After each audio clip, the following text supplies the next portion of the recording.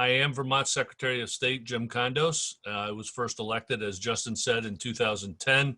And I can honestly tell you, I never thought cybersecurity would take up such a big part of the role that I play every day. I never thought pondering how to combat mass disinformation campaigns from nation states would keep me up at night. But in any case, I'm going to give you a brief overview of what election security in Vermont actually looks like. First, I think it is important on a national level to let you know that our decentralized nature of our nation's elections can actually be viewed as a strength when it comes to cybersecurity. Because each state operates independently, even at the county level in some states, on separate systems, there's no one entry point or backdoor access to our elections infrastructure. If a foreign cyber actor identifies a security vulnerability in one state's voter registration database, it doesn't mean that they're able to replicate this vulnerability across all 50 states. However, we do know that our foreign adversaries have tremendous resources and capabilities, so we must ensure that each state has strong defenses in place, including redundancy and resiliency measures, and including an action plan to fall back on for when, not if, but when all else fails. Here in Vermont, we actually began focusing on cybersecurity back in 2013. I had been at a National Association of Secretaries of State meeting in DC, and my Oregon counterpart, who now is the governor, Kate Brown, said that her systems had been breached. This was, again, back in 2013. So I came back to Vermont and talked to my my IT manager, and I asked him, how are we set posture-wise around cybersecurity? And he said he thought we were in pretty good shape, but it wouldn't hurt to have an outside firm take a look at it. So we went through a full vulnerability and risk assessment in 2013 and 14, which identified some problems, and we were able to correct them immediately. Going forward, when discussing election security, let's break the conversation into two actual parts. First would be the security around our elections infrastructure, specifically on the back end, like our voter registration databases, election night reporting, our management systems, and then what actually occurs at election day poll locations when the voters are actually casting their ballots. In Vermont, we have multiple layers of defense protecting our systems. We have web application firewalls, we have intrusion detection systems, we have multi-factor authentication for any person that accesses our election management system, and we have other key security features as well. We've also fully migrated to .gov, which provides an additional layer of security for us. Our focus is to keep the bad actors out. We've conducted multiple secure the human trainings for all of our town clerks and staff. And as we're all aware, the most common reason why an intrusion does occur is because someone left the door open somewhere. 80% or greater of our cyber attacks come from a phishing email.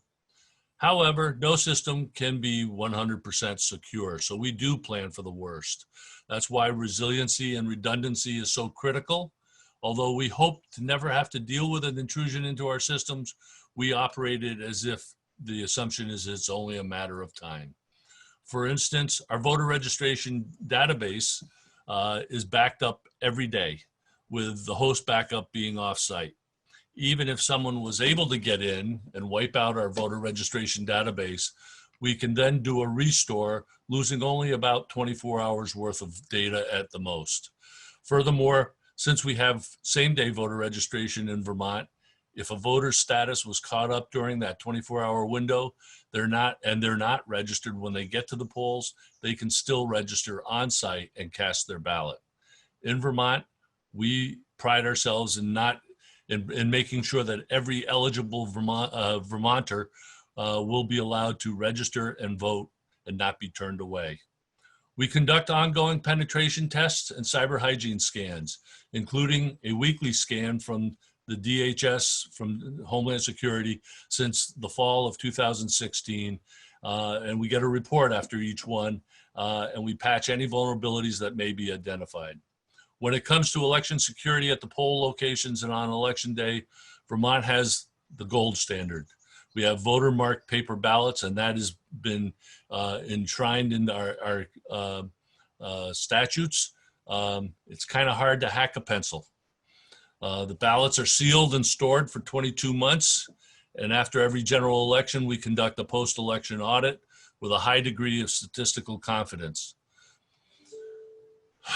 We couple that with rigorous physical security protocols, including a strict chain of command for the optical scan tabulators and the memory cards used by many towns.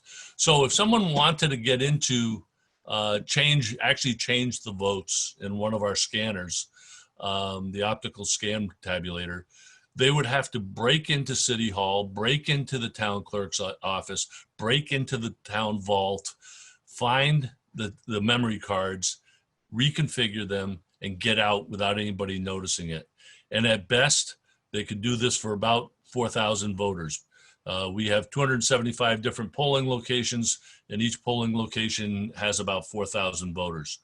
So it would be very difficult you'd need an army of people to get around the whole state and make any significant change.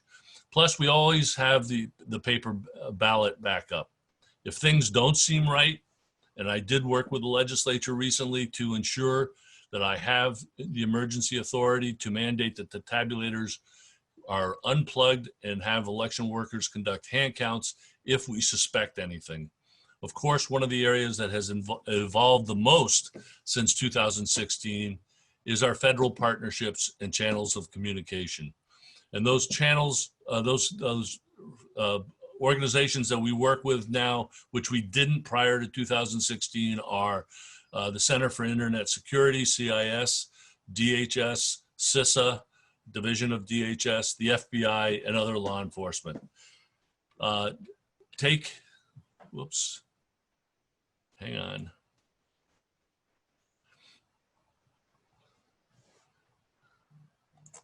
Take the EIISAC, for instance, the Election Infrastructure Information Sharing Center.